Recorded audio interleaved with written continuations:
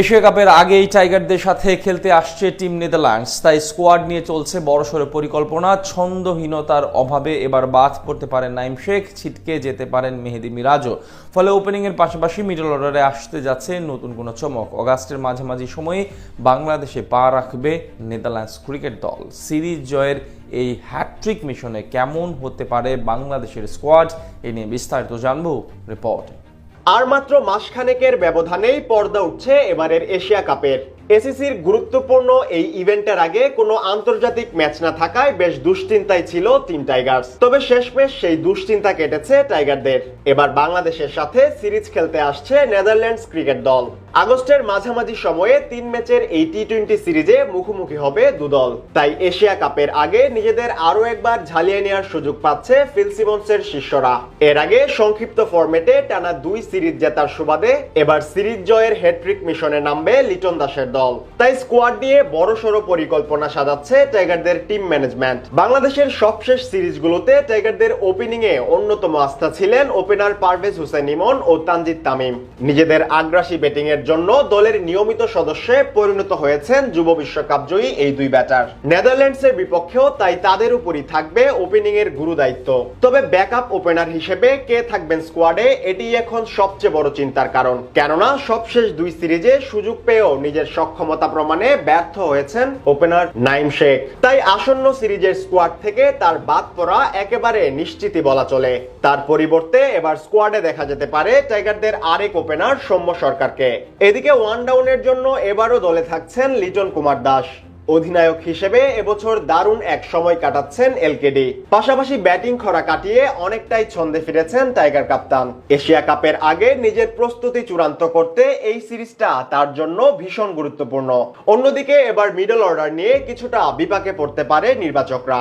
কেননা সবশেষ 2 সিরিজে টাইগারদের মিডল অর্ডারে বলার মতো তেমন কোনো ভূমিকাই রাখতে পারেনি মেহেদী হাসান মিরাজ। পাশাপাশি তাওহিদ হৃদয়ের পারফরম্যান্সও ছিল একেবারে গড়পড়তা। তাই হয়তো আরো একবারের জন্য টিকে যেতে পারেন হৃদয়। তবে টি-20 ফরম্যাট বিবেচনায় মেহেদী মিরাজের বাদ পড়ার সম্ভাবনাই সবচেয়ে বেশি।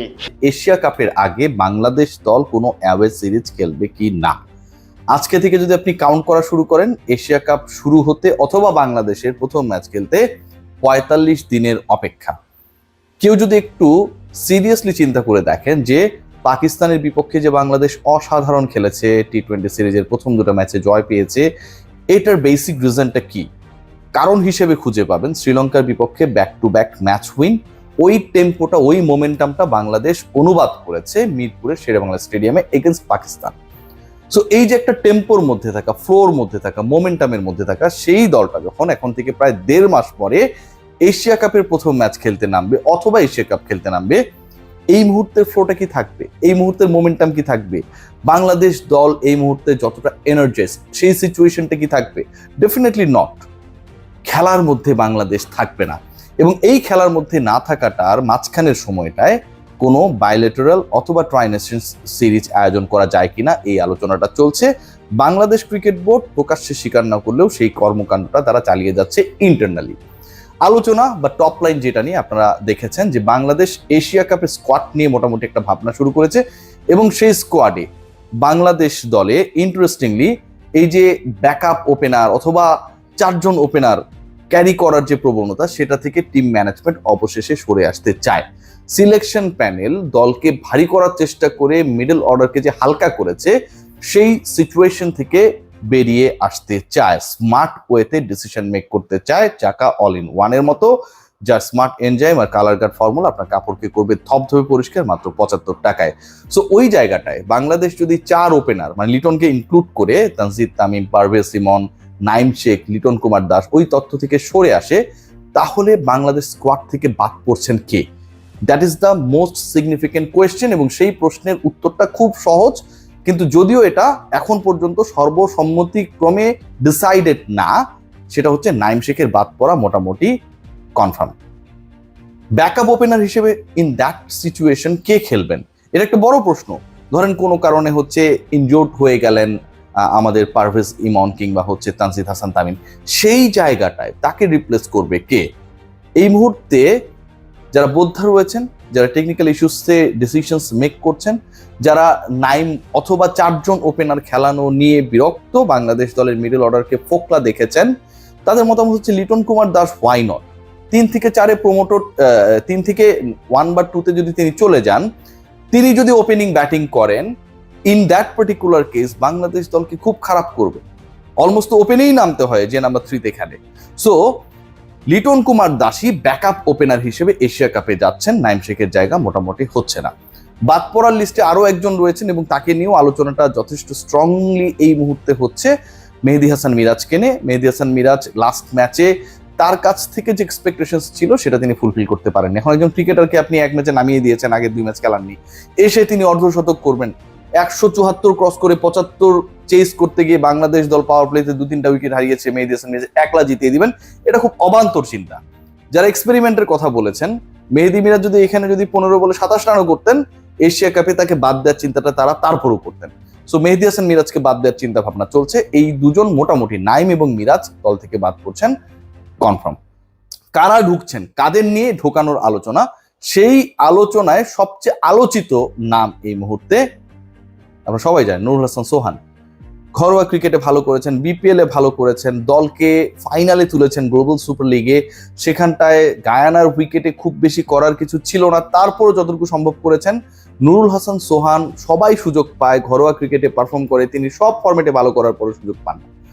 নুরুল হাসান সোহান যদি দলে ঢুকে যান, একটা টেকনিক্যাল ইস্যুস নিয়ে এই মুহূর্তে আলোচনাটা চরমে, সেটা হচ্ছে টিমে হয়ে যাবেন 3 উইকেট কিপার, লিটন কুমার দাস, নুরুল হাসান সোহান এবং জাকের আলী অনিক। So in that particular case, Nurul Hassan Sohan is going to be the wicket keeping option.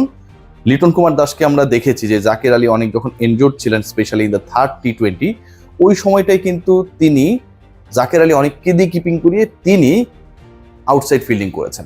So Zaker এবং আমাদের লিটন কুমার দাস ক্যাপ্টেন, তারা হয়তো এই জায়গাটা স্যাক্রিফাইস করবেন to Nurul Hasan Sohan, as he is the best wicket keeper of Bangladesh. তিনি করবেন সেই কিপিং এর কাজটা যদি তিনি একাদশে থাকেন। স্কোয়াডে থাকছেন মোটামুটি নির্ধারিত। আরেকটা প্লেস নিয়ে খুব আলোচনা হচ্ছে যে মিডল অর্ডারে আরেকজন কে হতে পারে, যেহেতু আপনি তাওহিদ হৃদয়ের বিকল্প হিসেবে মেহেদী হাসান মিরাজকে খেলিয়েছেন, তিনি ফেল করেছেন, তাকে আপনি বাদ দেওয়ার একটা ডিসিশনে চলে গেছেন। সেই জায়গায় মাহিদুল ইসলাম অঙ্কনকে নিয়ে জোরালো আলোচনা রয়েছে, যিনি গ্লোবাল সুপার লিগে খেলেছেন, বিপিএল এ তিনি অনেকটা লেড অর্ডার, সামটাইমস মিডল অর্ডার, কখনো উপরে উঠে বিভিন্ন সময়ে খুব হায়ার স্ট্রাইক রেটে ব্যাট করেছেন, এবং একই সাথে তার যে ইন্টেন্ট ব্যাটিং এর, সেটা এই মুহূর্তে তরুণ বাংলাদেশের T20 দলে প্রয়োজন। সো মাহিদুল ইসলাম অঙ্কল এবং নুরুল হাসান সোহান, যারা রংপুর রাইডার্সের হয়ে গ্লোবাল সুপার লিগে খেলেছেন, এই দুজন এশিয়া কাপে বাংলাদেশের অংশ হতে যাচ্ছেন, এটা মোটামুটি 90% ডান। এই ডিসিশন যদি মেক করা হয়, কিছু প্রশ্ন, কিছু বিতর্ক থাকলেও আমার কাছে মনে হয় যে it's going to be a very good decision. Bangladesh দল সেক্ষেত্রে তাদের যে স্পিনিং অপশনস যারা রয়েছেন, খুব বেশি পরিবর্তন আনবে না। 3 জন স্পিনার তাদের স্লটটা ফাইনাল করে ফেলেছেন। নাসুম আহমেদ এশিয়া কাপে থাকবেন, এটা নিয়ে কোনো ধরনের আলোচনা, ডাউট, বিতর্কের সুযোগ নেই। রিশাদ হোসেনকে আপনি রাখবেনই, বাংলাদেশের এই মুহূর্তে সিজন পারফর্মার, কনসিস্টেন্ট পারফর্মার, এবং লেগ স্পিন নিয়ে আমাদের যে স্বপ্নের জায়গাটা ছিল সেটা তিনি ফুলফিল করেছেন। শুরুর দিকে বলের উপর কন্ট্রোল কিছুটা কম ছিল, এখন তিনি অনেক কন্ট্রোলড বোলিং করেন। সো রিশাদ থাকবেন ডেফিনেটলি, এবং শাক মাহাদি। তো এই 3 জন থাকছেন, একজন অফ স্পিনার, একজন লেগ স্পিনার, একজন বাঁহাতি অর্থোডক্স নাসুম আহমেদ যিনি, এবং এর সাথে শামীম পাটোয়ারি যিনি স্কোয়াডে থাকবেন, 11-এও খেলবেন হোপফুলি, তার অফ স্পিনটাও আমরা কাজে লাগাতে পারবো। সো স্পিনিং অপশন নিয়ে কোনো প্রশ্ন নেই, পেস বোলিং অপশন নিয়েও খুব বেশি আলোচনার সুযোগ থাকছে বলে মনে হচ্ছে না, কারণ যে পেস ইউনিটটা শ্রীলঙ্কায় খেলেছে, যেই পেস ইউনিট মিরপুরে খেলেছে, দে আর ওভারঅল আমার কাছে মনে হয় যে বেশ সফল।